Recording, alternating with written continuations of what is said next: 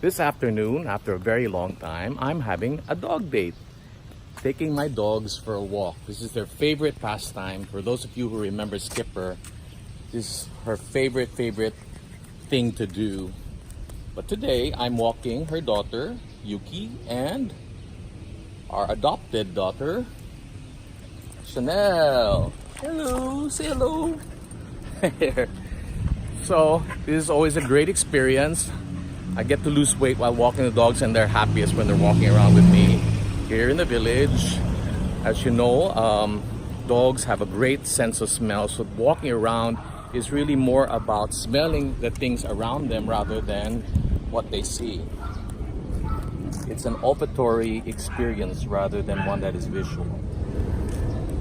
And of course, I enjoy the sight too. Look, somebody's getting married in an old vintage car. That's cute, isn't it? Happy marriage!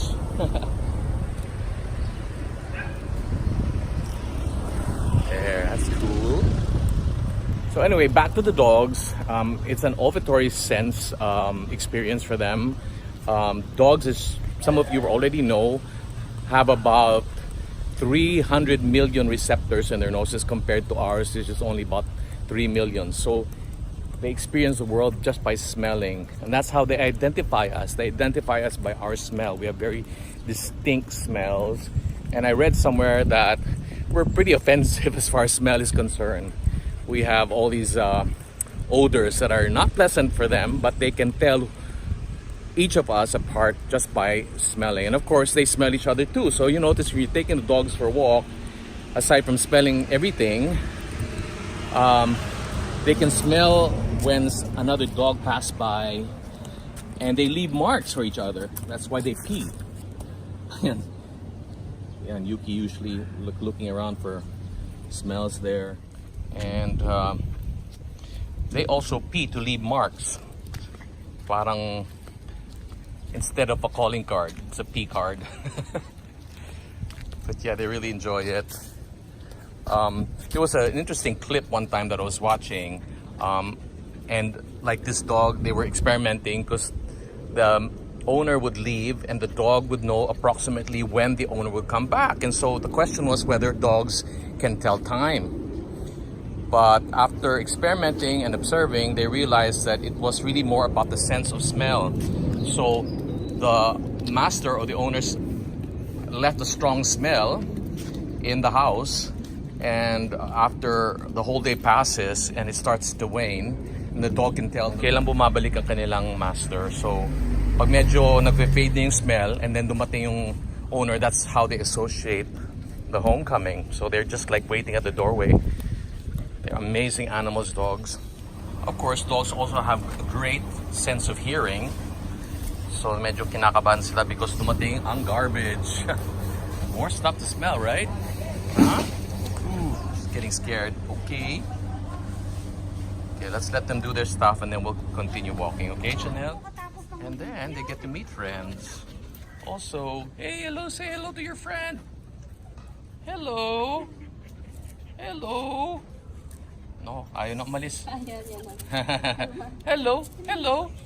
Just hello, hello. Oo nga eh. Ah, ganun ba? Okay, say hello. There you go. Smell each other. Oh, yeah. You have to learn how to socialize the dogs. Oh no, that's okay. No bruh moves. Okay. Yan pa yung dalawa, oh. This is the hour when everybody's walking their dogs because it's not so hot. Ayan. Ano, pagod na? Hindi na maglakad?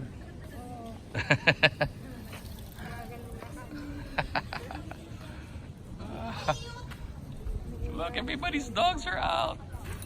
It's Dog Nation. Dog Nation. Ayan sila. Look at that. The whole world's little vignettes like this, father and son exercising together.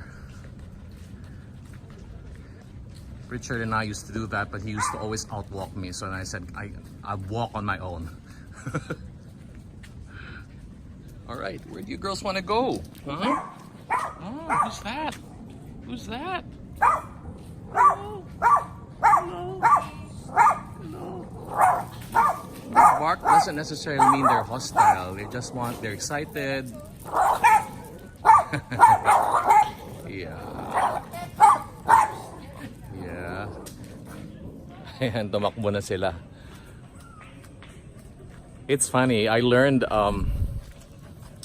from having talked to a lot of my friends in POS that there are alpha dogs, and it doesn't matter how big they are or small they are. Kung sinong nauna sa bahay, yun yung alpha dog. So when Chanel came into the house, immediately Yuki just really took charge, and she really showed Chanel who the boss was. But and it took a while for them to get accustomed to each other, and finally, after almost more than a year, actually more than a year, tanggap na ni Yuki si Chanel, but it took a long time. Suplada to eh.